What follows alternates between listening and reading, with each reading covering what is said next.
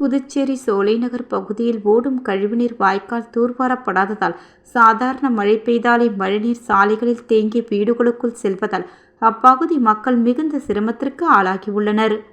புதுச்சேரி முத்தியால்பேட்டையிலிருந்து சோலைநகர் வழியாக குறிச்சிக்குப்பம் பகுதி வரை கழிவுநீர் வாய்க்கால் ஓடுகின்றது. இந்த வாய்க்கால் புதிய ஆளுநர் மாளிகை அருகே கடலில் கலக்கும் நிலையில் வாய்க்கால் சரியாக தூர்வாரப்படாமல் இருப்பதால் கழிவுநீர் வெளியே வர முடியாத நிலை ஏற்பட்டுள்ளது. வாய்க்காலின் பல்வேறு பகுதிகளில் பிளாஸ்டிக் கழிவுகளின் அடைப்புகளும் செடிகள் மலர்கள் வளர்ந்து வாய்க்காலில் கழிவுநீர் செல்ல முடியாத நிலை ஏற்பட்டுள்ளது. இதனால் பாப்பம்மாள் கோவில் வீதி, எல்லை மாரியம்மன் கோவில் வீதி ஆகிய பகுதிகளில் சுமார் அரை மணி நேரம் தொடர்ந்து மழை பெய்தாலே மழைநீர் சாலைகளில் தேங்கி அப்பகுதியில் உள்ள வீடுகளின் உள் செல்கிறது.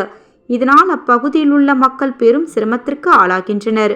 அரசு உடனடியாக அந்த வாய்க்காலை தூர்வாரி வாய்க்காலை சரி செய்து தர வேண்டும் என அப்பகுதி மக்கள் அரசுக்கு கோரிக்கை வைத்துள்ளனர்.